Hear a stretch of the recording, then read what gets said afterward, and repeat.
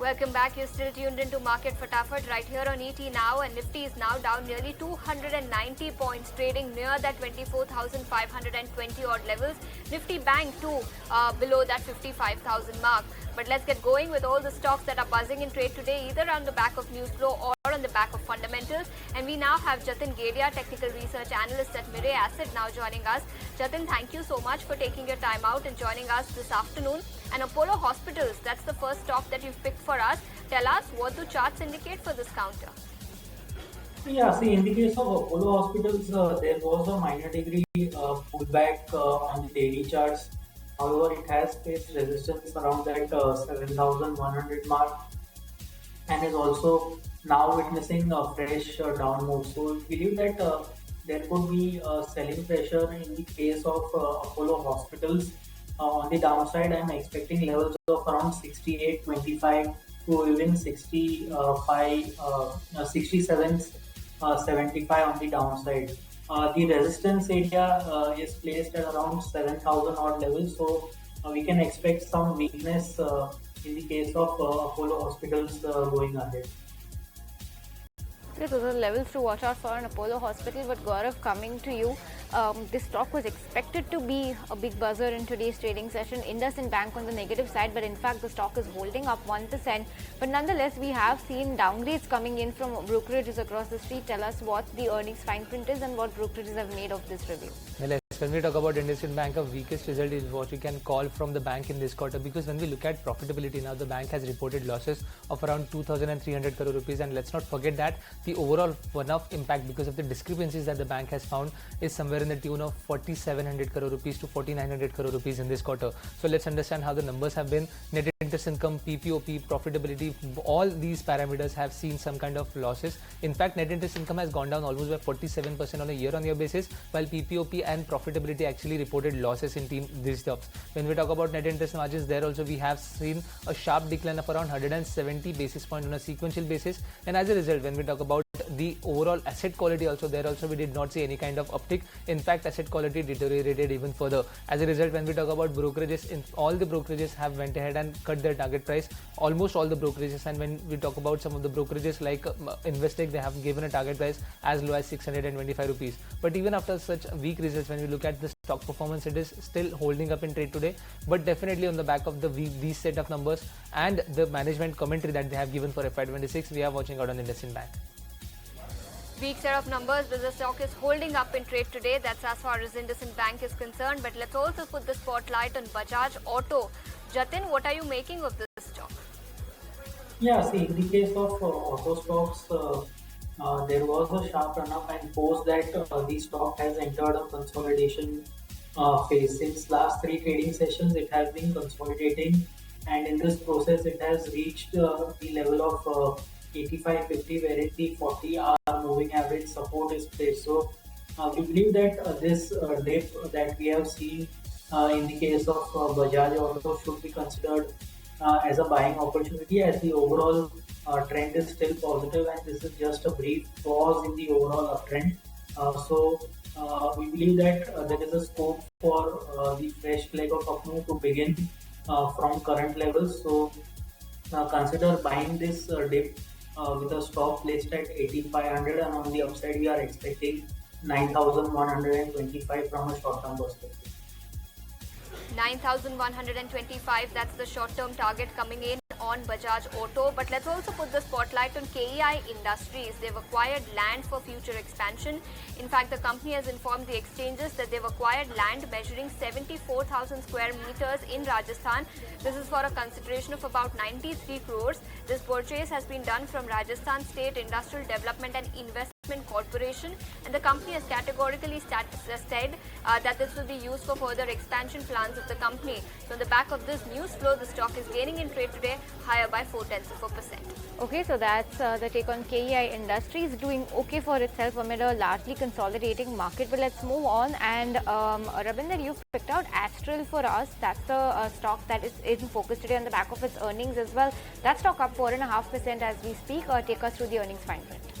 Whereas on back of the Q4 earnings, Astral is in focus. The company has announced its Q4 number, and company reported revenue at rupees 1681 crore, which was up by 3.5% year-on-year basis. And if we talk about net profit, then net profit was down by 1.5% year-on-year basis at rupees 179 crore. And company's EBITDA margin was flat at 18%, and EBITDA was up by 3.5% year-on-year basis. And company delivers plumbing volume growth at 3.5%.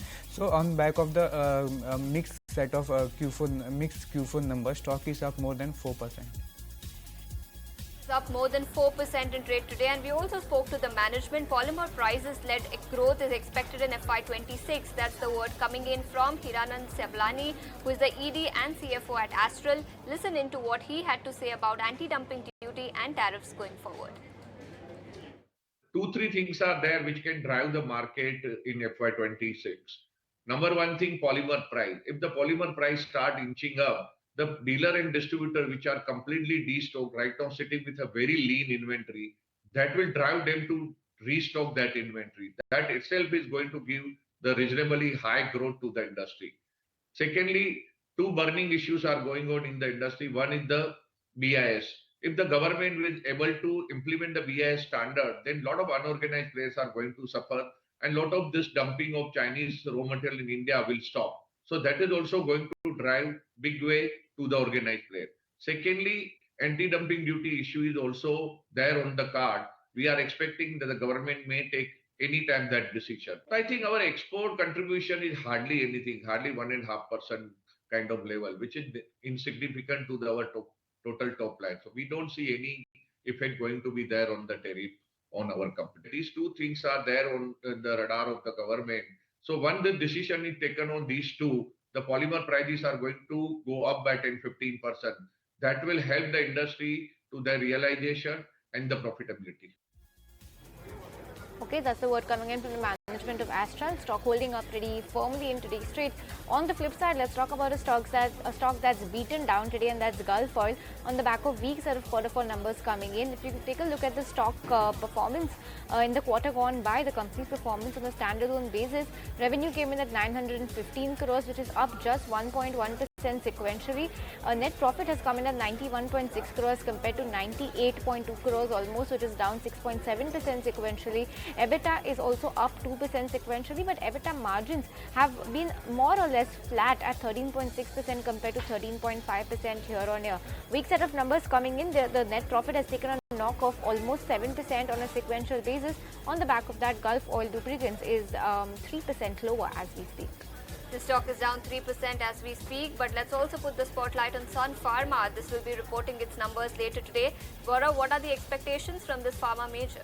Yes, when we talk about Sun Pharma, a decent set of numbers is what we are expecting from the company, because when we look at revenue, we are expecting around 9% growth, while on the other hand, EBITDA margins are expected to expand, and as a result, when we talk about EBITDA also, we are expecting around 20% growth in terms of EBITDA. When we look at profitability, we may see a little bit of slowdown and a growth of around 7% on a year-on-year basis, but profitability is likely to reach around 2,800 crore rupees levels. Now, when we look at the other commentary, what Street is expecting is that the Indian and emerging market is likely to grow at a range of around 10 to 13%. US revenue, when we talk about specifically this segment, this is likely to clock around $500 million mark that we were looking for. But rest of the world may see a little bit of decline of around 17% in the business, because base actually includes a milestone of around $45 million. And as a result, when we look at the stock performance, we are seeing a little bit of pessimism which is building up right now. Lastly, when we talk about R&D, we are likely to see an R&D increase of around 80% on a sequential basis. But as a result, when we talk about overall numbers, we are expecting decent set of numbers. Stock is currently under pressure, but definitely watching out on how the number comes out for Sun Pharma. Okay, so all eyes are going to be on Sun Pharma in today's trading session. Jatin, coming to you, GAIL is the stock that you've picked out for us on the charts. When I pull up the charts last 1 year, the stock has in fact not done all that much. It's a 5% cut coming in last 1 month, last 6 months. It's been a very subdued show coming in from GAIL. Do you believe that now there is some run up on the charts for GAIL? Yeah, see, in the case of Gas Authority of India, as per the price structure goes, it has broken out from a bullish flag pattern on the daily charts. In previous trading session, there was a retest of the breakout, but the stock has rebounded from its 20-day average support and is now heading higher. So we believe that there is a case for GAIL India to move higher towards 205 odd levels in the immediate short term, and the support area is placed around 187 odd levels. So risk reward is quite favorable to go long at current levels in Gas Authority of India for targets of 205. Okay, so that's the view, technical view coming in on GAIL. But as we slip into a short break, India's digital economy is shifting gears from cloud computing to AI. India's data center sector is quietly becoming the backbone of digital leap, with Chennai now emerging as a key player in this infrastructure race. Here's a detailed report.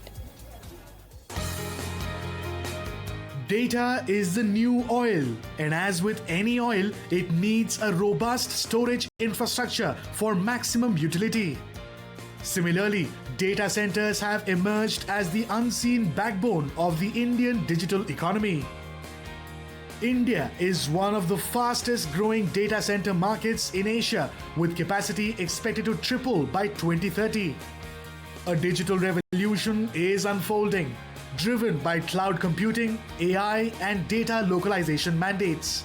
India's internet economy is eyeing a $1 trillion target by 2030, and its cloud market is projected to triple to $17.8 billion by 2027. While Mumbai remains the leader, Chennai is fast becoming India's second largest data center market with its coastal advantage, robust power ecosystem, and growing talent base. Among the players betting big on Chennai's data future is Adani Connex, a joint venture between the Adani Group and Edge Connex. The target is an ambitious 1 gigawatt green data center platform by 2030. Their Chennai 1 data center stands out for its resilience and sustainability. 33 megawatts of capacity, fully powered by renewables and backed by Edge OS, an award-winning global platform that allows clients to monitor and manage assets in real time. In 2023, Chennai 1 faced its biggest test, Cyclone Michong. Despite the extreme weather, the facility recorded zero downtime, underlining its robust design. With these trends, India's data center market is entering an era of hypergrowth, poised to become Asia's next digital powerhouse. But as the race accelerates, the bigger question is, can India balance scale, sustainability, and resilience in its data ambitions?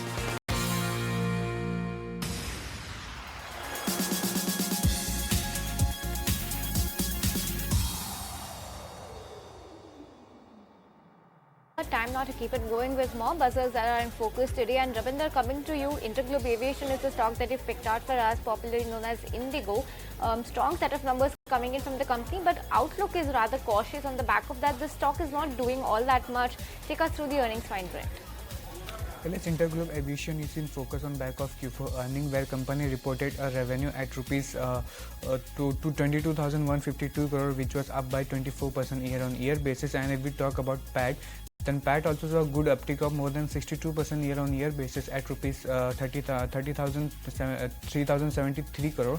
And if we talk about EBITDA, then company reported EBITDA at rupees 6,948 crore, which was up by more than 57% year-on-year basis, and EBITDA margin was at 31.4% with 6 basis points, uptick of 6 basis point, and the passenger traffic jumped to 20% year-on-year basis to 31.9 million on account of 45 days Mahakumbh festival, and the revenue passenger kilometer expanded to 23% year-on-year basis. So back of the strong Q4 earning, stock is up 0.6%. Strong set of numbers coming in from Interglobe Aviation. The stock is holding up in the green in an otherwise weak market.